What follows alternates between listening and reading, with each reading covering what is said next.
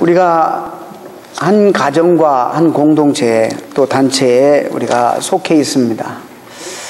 사실상 내가 행복해지기를 위해서 노력한다고 행복해지는 것이 아니라 내가 속해 있는 내 가정이 행복해야지 나도 행복하고, 우리 교회 공동체가 건강하고 행복해야지 나도 이 행복을 함께 누리는 것입니다. 흔히들 21세기는 개인주의 시대라 그렇게 말합니다. 그러나 제가 볼 때는 오히려 개인주의 시대가 아니라 공동체 시대라 이렇게 볼 수 있습니다. 혼자서는 도저히 살아갈 수 없는 시대가 지금 우리가 살고 있는 시대고, 앞으로 세월이 더 갈수록 더더욱이 우리는 혼자 스스로 홀로 살 수 없는 시대가 오고야 맙니다. 요한계시록에 보면 마지막 날에 세상 종말이 다가오면 세상은 두 공동체로 나누어지는데, 하나님께 속한 하나님의 공동체와 사탄에게 속한 사탄의 공동체, 이 두 공동체로 현저하게 나눠진다, 이렇게 요한계시록은 우리에게 말해주고 있습니다. 내가 어디에 속해서 살아가느냐, 이게 참 중요합니다. 그리고 이 행복에 대단히 깊은 연관이 있는 것입니다. 이 세상은 나 혼자만이 사는 세상이 아닙니다. 내가 원치 않아도 나는 항상 어떤 공동체 속에 속해 있습니다. 앞으로는 점점 더 그럴 수밖에 없습니다. 예수님께서 오셨던 그 시대로부터 이 서기 1500년까지 인구는 정말 5억을 넘지를 못했습니다. 전 세계 5억의 인구를 넘지 못했는데 1950년 무렵에는 55억이 됐습니다. 그리고 2000년도에는 60억이 되었습니다. 그리고 2010년도에는 70억, 그리고 2050년에는 인구가 98억, 곧 100억 정도 될 것이라고 예상합니다. 우리가 살아가고 있는 당대에 인구가 3배나 늘었습니다. 이게 무엇을 우리에게 의미하느냐? 우리는 어쩔 수 없이 누구에게 속해서 함께 부딪히며 살 수밖에 없는 그 시대에 살아가고 앞으로도 계속 그럴 것이라는 것입니다. 인구가 많아진다는 것은 무엇을 의미하느냐? 어쩔 수 없이 우리는 서로의 얼굴을 맞대고 살아갈 수밖에 없는 그런 세상에서 살아간다는 것입니다. 혼자 살려고 아무리 애써봐야 혼자 살 수 있는 그런 어떤 나 혼자만의 공간이, 그런 구석이 점점 더 없어진다는 것입니다. 그러므로 함께 살아가는 이 세상 속에서 함께 살아가는 좋은 법을 배우지 않고서는 정말 우리가 행복해질 수 없다는 것입니다. 성경은 교회를 신앙 공동체라 그렇게 말씀하고 있습니다. 이 교회 공동체를 성경은 또한 인체에 비유하면서, 오늘 우리가 드리는 우리가 함께 본 고린도전서에서 교회를 상징하는 많은 그런 이미지 가운데 우리 교회는 그리스도의 몸이다라는 가장 어떤 면에서 대표적인 그런 비유를 들어서 주님이 교회를 설명해 주고 계십니다. 우리 교회, 우리 신앙 공동체가 건강하고 행복한 공동체가 되려면 구성원들이 지켜야 될 일정한 원리가 있는 것입니다. 성경적인 원리가. 저는 첫 주에 하나님이 우리에게 말씀으로 주신 이 산지, 내가 원하는 소원, 이것이 아니라 하나님이 우리에게 주신 그 말씀의 산지를 나에게 주시옵소서. 그럼 이제 믿음으로 살겠습니다라는 대선언이고 고백입니다. 그리고 그 다음 주에는 하나님이 우리에게 주신 그 소원들은 여러분 각자에게 다 말씀을 따로 주셔서 여러분 각자에게 소원들이 있겠지만, 저는 우리 교회와 우리 모두에게 공동으로 하나님이 주신, 피할 수 없는, 하나님이 원하시고 꿈꾸시고 기뻐하시는 하나님 우리 모두에게 주신 그런 소원이 있는데, 그건 뭐냐면 영혼을 구원하는, 생명을 살리는 그 일, 그 일을 우리가 한 해 동안 열심히 함으로 말미암아 하나님께는 영광이 되고 또 여러분 가정과 우리 교회에 말로 다 할 수 없는 복이 되는 한 해가 되기를 간절히 축원합니다. 그러기 위해서 우리가 지난 시간에도 말씀드렸지만 하나님을 보여주는 우리가, 너희가 서로 사랑하면, 세상 사람들이 너희가 서로 사랑하면 너희가 내 제자인 줄 알리라. 자, 우리도 하나님을 보여주는 그런 하나님의 대사들이에요. 지난주 말씀드렸죠? 세상 사람들에게, 믿지도 않는 사람들에게 전도하면서 교회 가는데 누구도 보지 말고 하나님만 봐라. 우리도 못 보는 하나님을, 믿음이 없는 그 사람들이 어떻게 하나님을 봅니까?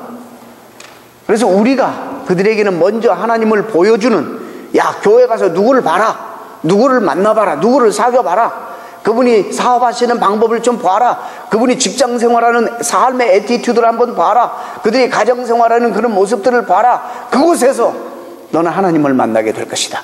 이렇게 자신 있게 우리가 전도를 해야 되는데, 우리가 전도 못하는 이유가 우리의 삶이 자신이 없기 때문에. 요즘은요, 말로만 하는 복음으로는 안 돼요. 이제 세상 사람들이 이제 많이 들었어. 그래서 이렇게 말해요. 듣는 복음은 sick and tired. 난 너무 지쳤다는 거예요. Show me the gospel in your life. 당신의 삶을 통해서 복음을 보여주세요 라는 요구가 이 시대의 요구입니다. 그래서 우리의 삶을 통해서 보여줘야 되는데, 또 동시에 오늘은 이 교회 공동체라는 이 교회를 통해서 세상에 그리스도 하나님을 보여줘야 되는 사명이 우리에게 있는 것이에요. 우리가 어떻게 이 교회 생활을 통해서 우리 교회가 세상에 믿지 않는 사람들을 대상, 그들을 향해서 하나님 보여줄 수 있는가, 이것이 대단히 중요한 우리의 과제입니다. 세상에서 잘난 사람끼리 만났다고 좋은 부부가 되는 것입니까? 잘난 사람들끼리 만나서 좋은 부부가 되는가? 상관이 없는 것입니다. 잘난 것과 가정은, 그리고 공동체 행복은 전혀 별개의 것입니다. 똑똑한 사람들이 여기에 다 모여 있다고 좋은 공동체가 되지는 않습니다.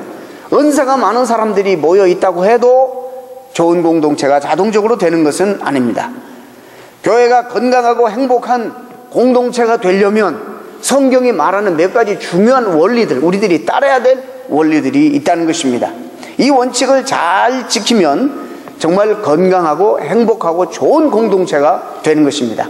그래서 2013년도 1월에 너무나도 중요한 우리의 과제인 우리 교회를 우리는 어떻게 가꾸어야 될 것인가. 여기서 교회를 하면 언뜻 여러분들이 생각하는 것이 건물이나 어떤 인스티튜션이나 이런 것들을 생각하는데 아닙니다. 교회는 하나님의 백성들의 모임이에요. 교회는 저와 여러분이에요.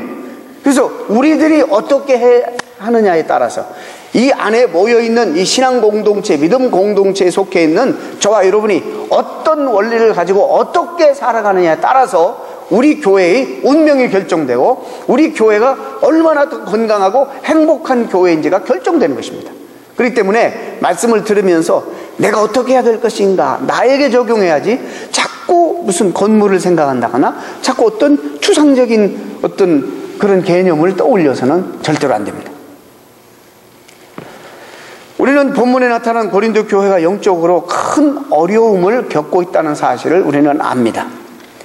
바울이 고린도 교회에 쓴 편지를 일부 보게 되면 그 교회는 온갖 은사들로 충만했습니다.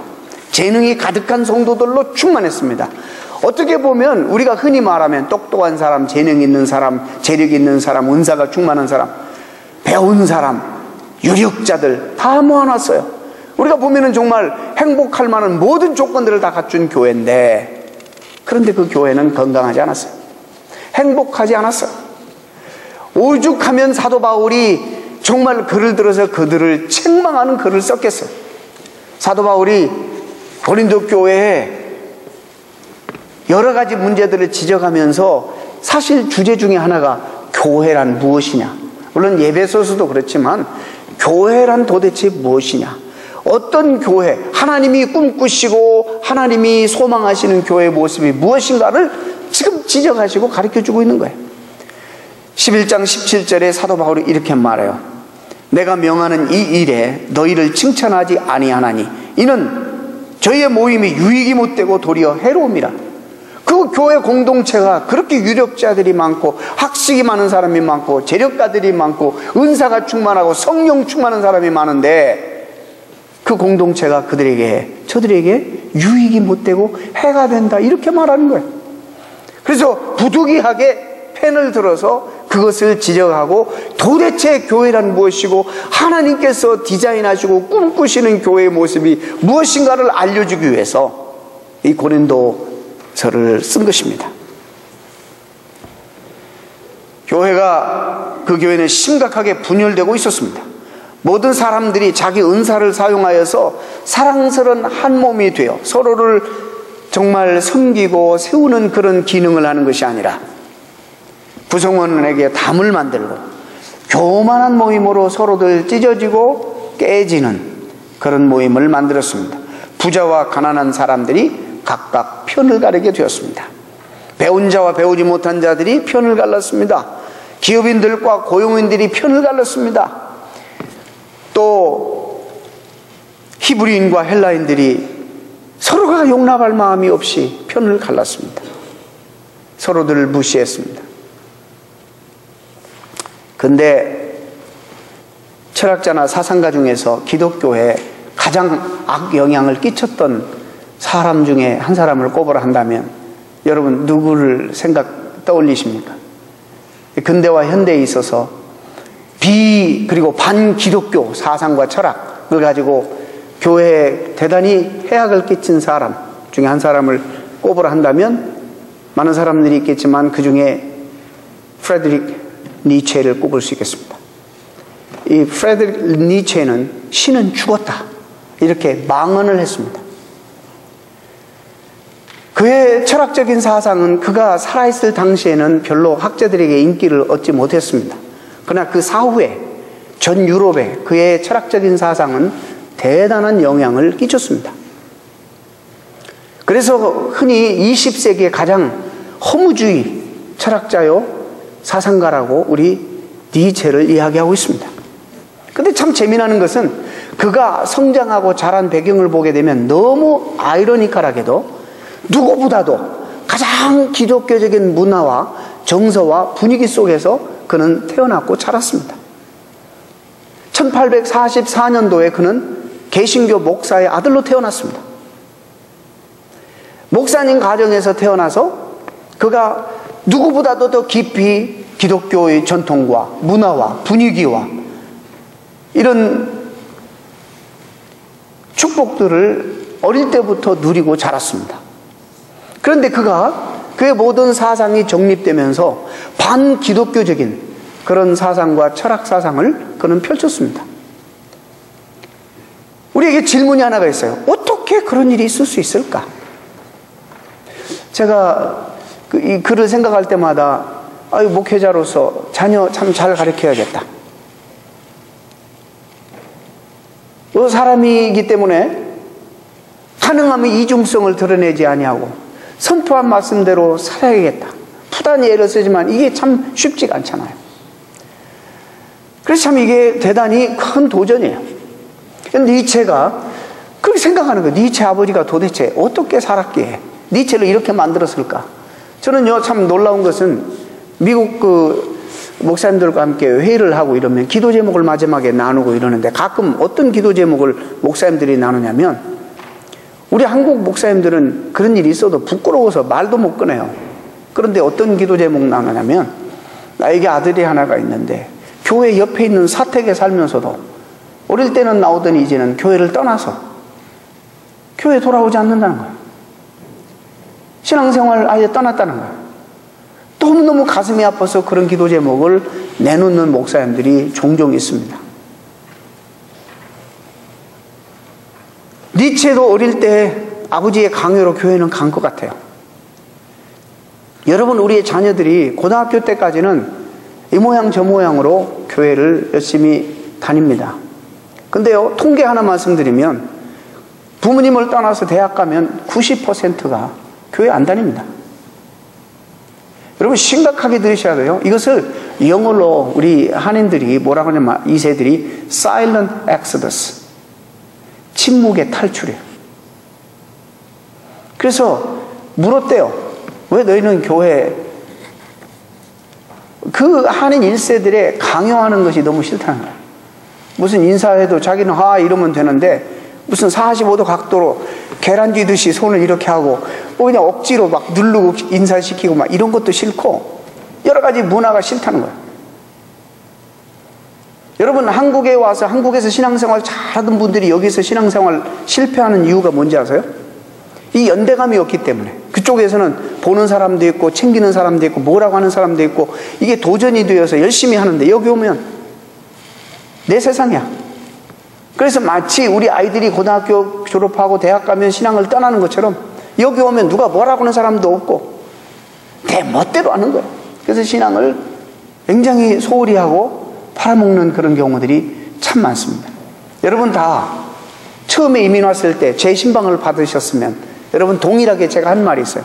조심하십시오. 여러분 신앙생활 잘해야 됩니다. 한국에서 잘하신 분들이 여기 와서 신앙 까먹는 분들이 많은데 그런 이유입니다. 정신 차려야 됩니다.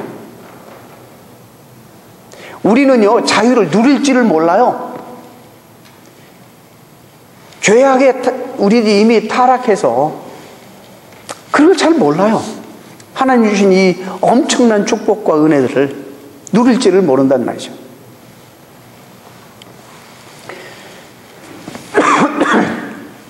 도대체 무엇이 니체로 하여금 그렇게 반기독교적인 철학사상을 가지게 했는가? 그리고 전 유럽에 그렇게 영향을 끼치고 오늘날까지 이런 영향을 끼치게 했는가? 무엇이 그랬는가? 그의 말을 하나 인용합니다. 나로 예수 믿게 만들려면 예수 믿는 성도들이, 즉 예수를 따르는 제자들이 자기들이 구원받은 자처럼 보여야 한다. 그 사람들이 조금이라도 구원받았다는 사실이 나에게 드러나면 나는 예수 믿겠다. 안 보여지는 거예요. 안 보여지는 거예요. 구원받았다고 하면서 말은 거룩한 말들을 쓰면서 삶을 보면 내용이 없는 거예요. 그러니까 이 사람 사상을 깊이 들어가서 연구하다 보면 이 사람이 기독교 진리를 부인한 것이 아니라, 이 사람이 복음을 부인한 것이 아니라, 이 사람이 예수 그리스도를 부인하는 것이 아니라, 이 사람은 교회 때문에 마땅히 하나님을 이 세상에 보여야 되는 이 교회 공동체, 이 무리들 가운데 그건 주님을 찾을 수가 없고 복음을 발견할 수가 없고 진리를 찾을 수가 없고, 이러기 때문에 교회 때문에 결국에 진리까지도 거부하고 마는 이런 불행한 현상이 나타나고 말았습니다. 좋게 말하면 그래요. 좋게 말하면 교회 자체, 교회 건물 아니에요. 저와 여러분의 모이는 이 모임에, 하나님의 백성들의 모임의 공동체, 교회 자체 때문에 실망한 나머지 복음을 거부합니다.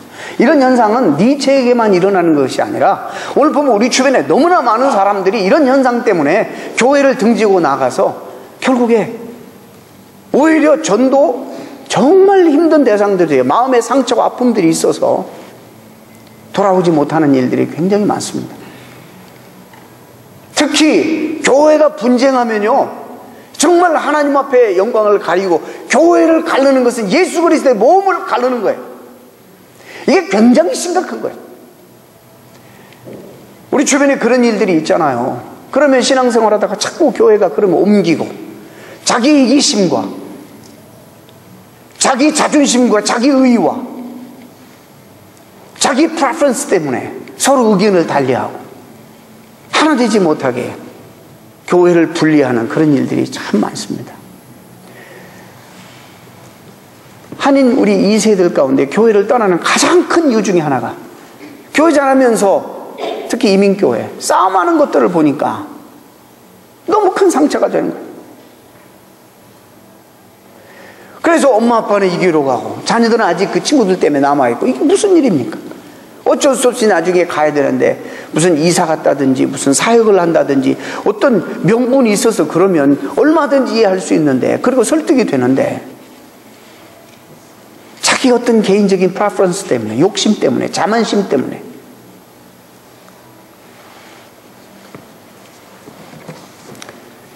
여러분, 놀랍게도 오늘 우리에게 엄청난 신앙적인 영향을 끼치는 좋은 책을 쓴 필립 얀시라는 사람도 교회를 떠난 적이 있어요. 그 형님과 함께 교회를 떠났어요. 실망해가지고.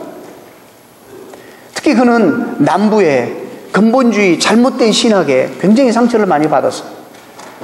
남부의 저 근본주의 신학은 뭐냐면 돼지는 창조할 때부터 돼지다. 돼지가 뭐 수천 년이 지난다고 돼지가 다른 짐승이 되느냐. 돼지는 돼지다 하는 것처럼 흑인은 흑인이다. 흑인은 노예다. 하나님이 그들을 노예로 이 땅에 보냈다. 이런 신학 사상이 있었습니다. 여기에 너무나 큰 충격을 받은 필립 얀시나 그 형은 교회에 실망해서, 그 신학과 교회에 실망해서 교회를 떠난 적이 있습니다.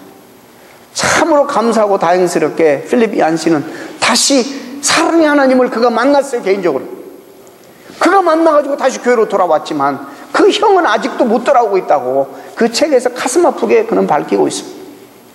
여러분 보세요. 우리 주변에 얼마나 많은 사람들이 신앙을 떠나서 교회, 물론 우리가 또 함부로 우리 쪽에서 말하면 정말 다 그건 사탄의 역사지만 우리가 최대한 대로 줄일 수 있는 그런 피해는 줄여야 되잖아요. 그런 분들이 교회에 대해서 식상해서 너무 상처가 커서 복음 전하기가 얼마나 힘들어요. 얼마나 반기독교적인 그런 생각들을 가지고 있는지 모릅니다.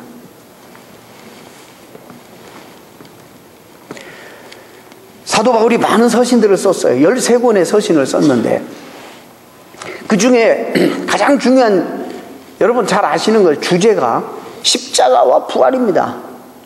십자가와 부활인데, 근데 이것을 십자가와 부활의 이 거룩한 기독교의 진리를 어디에 기초했냐면 교회는 무엇인가라는, 여기다 담았어요. 그래서 또 하나의 중요한 주제가 교회란 무엇인가 라는 주제를 가지고 교회마다 메시지를 사도 바울은 전하고 있습니다. 교회가 무엇인가?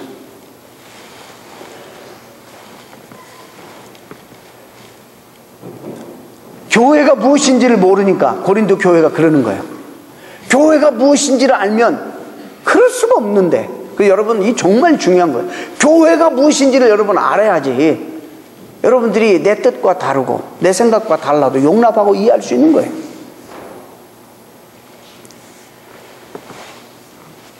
많은 분량을 할애해서 바로 교회란 무엇인가에 대한 정의를 사도 바울은 주고 있습니다.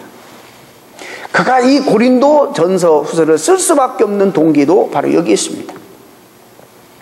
성도들이 어떤 모습을 갖춰야 하느냐에 대한 대답으로 글을 썼는데, 이 고린도 전서에서만 교회를 어떻게 상징했느냐, 어떻게 비유했느냐. 교회는 밭이다.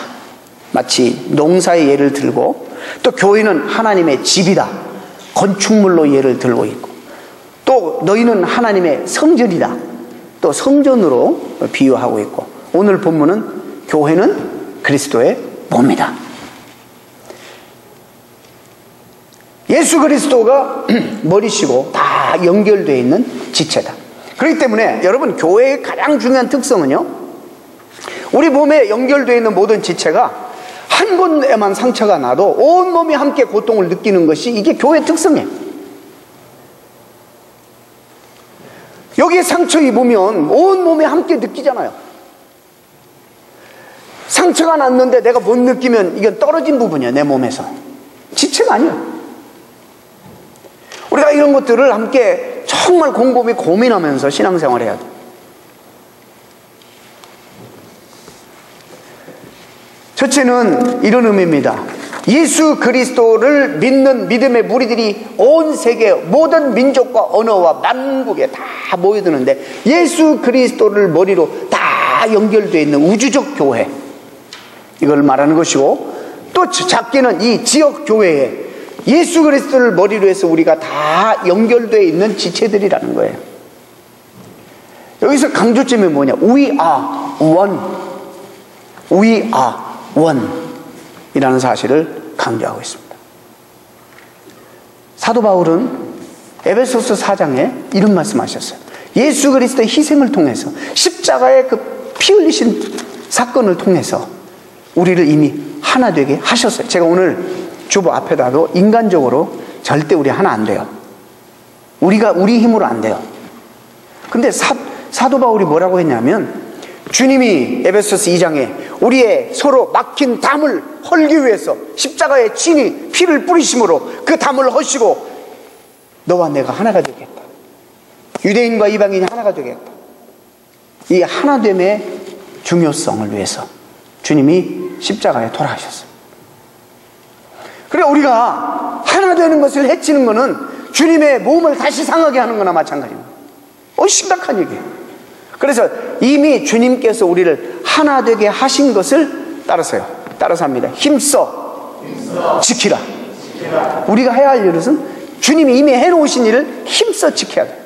근데 에베소서에 이렇게 말씀해요. 근데 이 말씀이 여러분들에게 너무 어렵고 추상적이에요. 평안에 매는 줄로 성령에 하나 되게 하신 것을 힘써 지키라. 모든 겸손과 온유로 하고 오래 참음으로 사랑 가운데서 용납하고. 이런 말씀을 하니까 잘 안 들어오는 것 같아요. 그래서 제가 오늘 이 연합성의 진리, the truth of the unity, the principle of the unity 에 대한 말씀을 잠깐 좀 전하려고 합니다. 쉽게. 그리스도의 몸으로 교회를 소개하는 것이 성경 가운데 가장 중심적인 센트럴 아이디어입니다. We are one.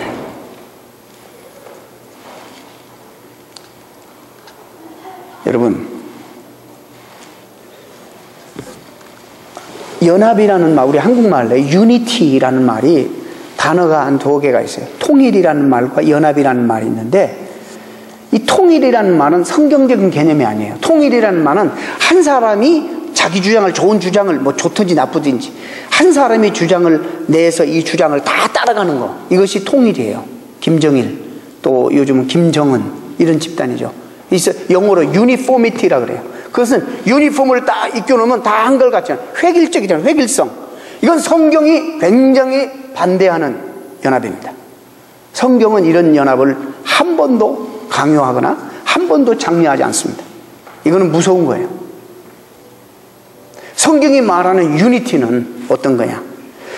각각 다르지만 이 사람이 저 사람에게 강요하지 않고, 또 저분 때문에 이 사람이 그처럼 바뀌어야 될 필요가 없는, 너무나도 다양하지만 서로 다르지만은 틀린 것이 아니라 다름을 인정하는. 여러분, 무지개가 빨주, 노초, 파, 남, 보 7개 세계예요. 7개 세계인데 그 세계 조화를 이루어서 무지개의 영롱함을 나타내는 것처럼 우리 모두가 다 다르지만 그리스도 안에서 하나됨으로 우리가 하나님 앞에 영광이 되고, 이것이 교회의 강력한 연합성이에요. 이것이 바로 the principle of unity예요. 그래서 얼마든지 우리는 서로 다를 수 있는 거예요. 그래서 용납해야 돼요. 이걸 못하기 때문에 깨지는 거예요.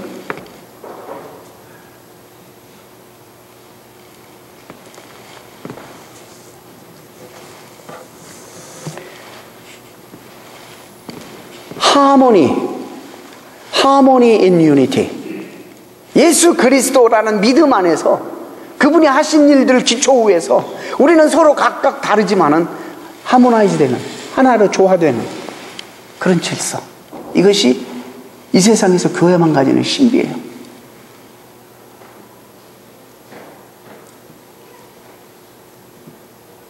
놀라운 하나님이 교회에만 주시는 신비예요. 이 신비를 모르기 때문에 우리가 이 신비를 깨뜨리는 거예요. 그래서 여러분, 이제 시간이 되는 대로 제가 한 2가지만 하지 말아야 할 것, 뭐 여기 성경에 너무 어려운 말이니까 제가 좀 프랙티컬하게 아주 쉽게 우리가 하지 말아야 될 것 2개만 말씀드리고 말씀 마칩니다. 하지 말아야 될 건 뭐냐? 첫째, 홀로 가기식 신앙생활을 하지 말아야 합니다. 당신은 당신이고 나는 나야. 나도 받아하지 않을 테니까 나도, 당신도 나 받아하지 마. 나는 오직 십자가만 보고 오직 주님만 보고 오직 이런 말 잘하죠. 말은 정말로 좋지만은 위험한 겁니다. 위험한 거예요. 이런 식으로 교회가 너무 상처투성이고 그냥 부딪히면 다 상처고 이러니까 그냥 이제 주님만 보고 그냥 십자가만 바라보고 홀로 서서 가겠다는 거예요. 굉장히 멋져 보이지만 그렇게 현실적으로 할 수도 없고 그건 좋은 신앙이 아니에요. 이런 신앙을 한때 상처 많이 받은 사람들이 가짐으로 신앙생활을 많이 하는데 이 사람들은 어떤 분이 그래, 구경꾼 신자로 다 변해버리는 거예요. 구경꾼. 이것이 누가, 이런 척 콜슨이라는 사람이 The Body라는, 교회를 The Body라는 책이라는 그 책에서 스펙테이터들이라고 그랬어. 오늘날 교회, 정말 특히 대형 교회일수록 스펙테이터들이 너무 많아요. 이 구경꾼들이 너무 많아요. 구경꾼의 특성은 뭔지 알아요? 흥분도 잘하고 즐겨. 아주 즐기는 거예요, 구경꾼은. 여러분, 요즘 미식축구 막 하고 이러는데, 구경하잖아요, TV 앞에서. 그 사람이 잘 뛰도록 여러분 보태준 거 있어요? 이 사람이 잘 공을 받고, 러닝백이 잘 뛰도록, 아니면 뭐 이렇게, 여러분 보태준 거 있어? 아무것도 없어. 그냥 TV 브라운관 밖에서 즐겨. 즐기고, 또 한 가지 특성, 흥분을 잘해. 구경꾼들은 욕도 잘하고. 막 흥분했다. 그다가 이제 좀 마음에 안 들면 맥주병을 운동장에 집어 던지고 막 그냥 난리를 치는 거예요. 흥분하고. 페널티 한번 못 넣으면 이제 죽는 거지. 욕 먹고.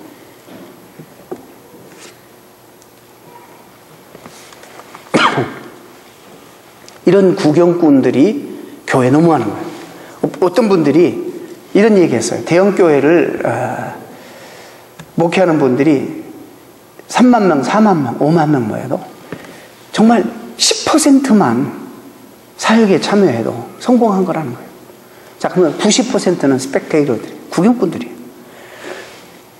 와서 우 와가지고 찬양 즐기고, 우 와서 말씀 즐기고, 우 와서 떡볶이 즐기고, 밥 즐기고, 그리고 다 갚버리는 거예요. 자기 삶으로 돌아가는 거예요.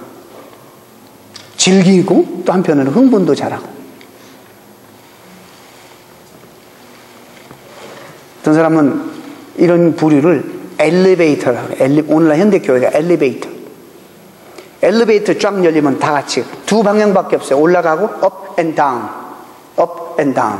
쫙 열리면 쭉 들어가서 관심이 다 같이 타는데 한 방향, 천상을 향해서 가는 거예요. 지금 가는데 다른 사람 관심 없어. 오직 관심은 내가 내리는 층에만 관심이 있어.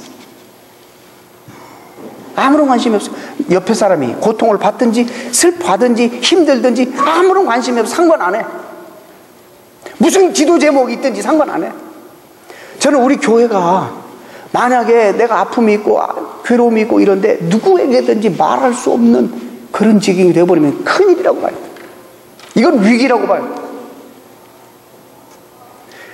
왜 그러느냐? 그런 것을 얘기하면 이것이 나중에 가십거리가 되어버리기 때문에. 기도 부탁했는데 이것이 나중에 뒤로 돌아가서 가십거리가 되기 때문에. 이런 공동체가 어떻게 행복하고 건강한 공동체라 말할 수 있어요? 여러분 두렵지 않습니까? 우리 교회는 아니지만 두려운 일이거든요. 정말 마음이 아플 때 목사님 난 누구에게도 이런 말을 못해. 이러면 안 된단 말이에요. 우리가 그리스도를 보여야 되잖아요. 세상에 우리가 하나님을 나타내 보여야 되는 공동체인데 그래야 전도가 되는데 오늘날 그냥 교회들이 분열하고 깨지고 치고받고 싸우고 시시한 것 때문에 싸워. 카펫을 빨간 걸로 할 거냐 파란 걸로 할 거냐 나뉘어져가지고 교회가 갈라지고.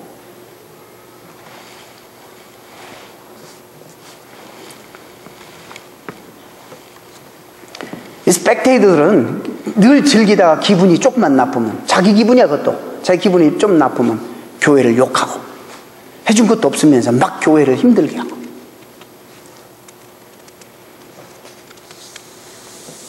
교회가 은혜스러울 때 이런 얘기도 하는 거예요. 우리 교회처럼 이렇게 은혜스러울 때 이런 얘기도 하는 거지. 교회가 막 은혜스럽지 않고 그러면 이런 얘기 절대 못해. 은혜스럽지 못할 때는 십자가 설교만 해야 돼.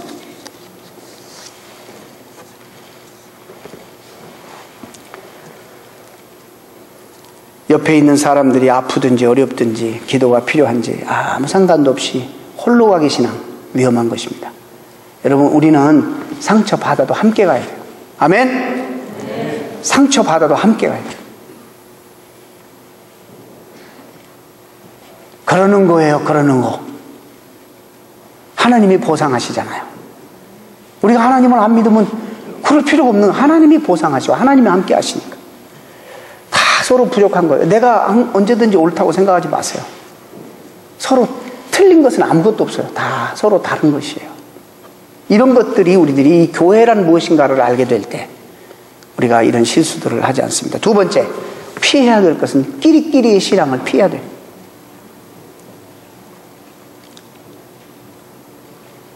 어디 학교? 오, 동창이네? 이 다음부터는 이제 밥 사주기 시작하는 거야.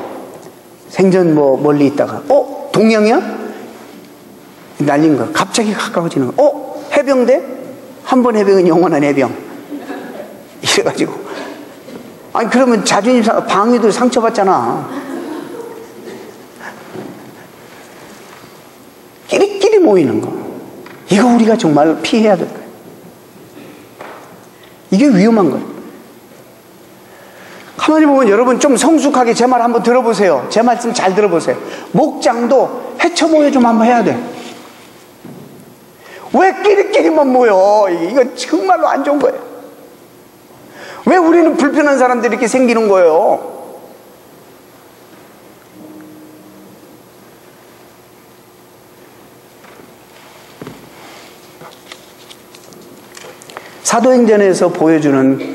사도행전의 성령 충만 이후에 교회가 보여주는 가장 큰 노력이 뭐냐면 끼리끼리 안 하려고 이것을 깨부시는 역사를 하는 거예요. 유대인이 헬라인들 이방인들을 용납하지 못하는 막 그런 것 때문에 성령의 역사가 뭐죠? 이걸 부시는 거예요. 자꾸. 그래서 하나가 되게 하는 거예요. 여러분 사도행전 보세요. 다시. 정말 우리가 사람이기 때문에 편한 사람이 있고 더 가까운 사람이 있을 수 있어요. 그러나 그것이 정말 교회를 해치는 것일 수 있어요. 잘 여러분 생각하세요. 아주 그냥 오래 모여가지고 교회 안에 전도 어떤 영적인 일이 아니라 자기들끼리 특공대를 조직한 것처럼 누가 있으면 꼭 거기 누가 있고. It's dangerous. 너무너무 교회가 되는 거예요. 이 유니티를 해치는 것은, 하나 되는 것을 해치는 것은 하나님이 기뻐하지 않으세요.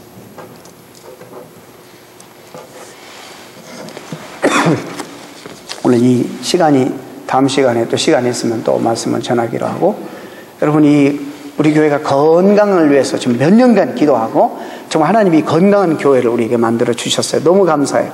요즘 정말 여러분 행복하죠? 얼마나 행복합니까? 신앙생활이 너무너무 행복한 거예요. 저만 그런가요? 정말 행복한 거예요.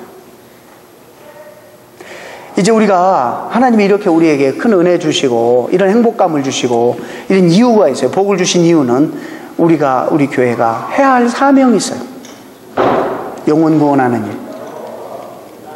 이런 일을 위해서 우리가 하나님 우리에게 약속한 영혼들을, 이 산지를 나에게 허락해 주옵소서. 내가 한 해 동안 몇 영혼은 내가 하나님 앞에 구원하겠습니다 라는 이런 간절한 우리 마음의 소망을 품고 하나님의 소원을 이루어드리는 한 해가 되시기를 주님의 이름으로 축원합니다. 마지막으로 우리 어느 분이요, 목사님, 끝으로 마지막으로 결론적으로 이래가지고 계속한다고. 이제 진짜 끝입니다. 1998년도 월드컵에 어느 나라가 우승한지 아십니까? 혹시 어느 분이? 정말로 호나우드가 속한 이 브라질이 우승할 줄 알았어요. 그런데 예상을 뒤엎고 한 번도 결승전에 올라보지 못했던 프랑스가 우승했어요. 여러분 본선에 9번이나 진출하고서도 정말 운 좋게 3등은 2번이나 했어요. 58년도인가? 그리고 86년도 3위는 2번 했는데 한 번도 결승에 올라보지 못했던 이 프랑스가 우승했어요. FIFA에서 평가를 냈어요. 그 우승한 원인은 팀워크이다. 팀워크. 프랑스는 대대적으로 감독을 경질하고 새로운 감독, 자켈이라는 감독을 선임했어요. 자키라는 감독 고용했는데 이 자키라는 감독은 어떤 전략을 썼냐면 절대로 어떤 슈퍼스타, 개인기 위주의 사람을 다 제해버렸어요. 정말 탁월한 골게터, 그 당시에 최고의 골게터가 에릭 깡토나라는 사람인데 그 사람을 제외시켜버려. 이 난리 났어요, 국민들이. 요즘 한국에는 이동국, 누굽니까? 잘 모르겠지만 이런 사람을 딱 제껴놨어요. 왜냐하면 이 사람 생각에는 철저하게 한 사람이 슈퍼스타를 만들기 위해서 팀 전체가 이 사람을 서포트하는 그런 경기하는 것보다 모든 전 선수 11명이 총 공격하고 전체가 다 수비하는 팀워크 축구를 해야겠다. 이래가지고는 누구를 하여 고용했냐면 여러분 잘 알죠? 지단. 그래서 지단이 유명해진 거예요. 지단은 공이 오면 그냥 좋은 사람들에게 패스해 주는 거예요. 그래서 그 훈련만 시켰어요. 찬스가 더 좋은 사람에게 패스. 절대 혼자가 돋보이지 아니하고 팀이 11명이 총 공격, 총 수비를 전체가 다 함께 뛰는, 이게 성경적입니다, 여러분. 교회가 하는 사람만 하게 해서는 안 돼요. 우리 가운데 은사가 더 출중하고 탁월한 사람이 있을 수 있어요. 그러나 여러분 모두가 다 소중합니다. 모두가 다 이 사회에 필요한 사람이에요. 구경꾼으로 있지 말고 전면에 나서서 하나님의 사역을 위해서, 우리에게 맡겨주신 이 귀한 사역을 위해서 전 우리 교인이 선수들이 되어서 하나 되는 것을 위해서 힘쓰고 하나님의 사역을 이루어드리는 이 시대에 하나님의 신실한 거룩한 백성들 되시기를 축원합니다. 기도하겠습니다.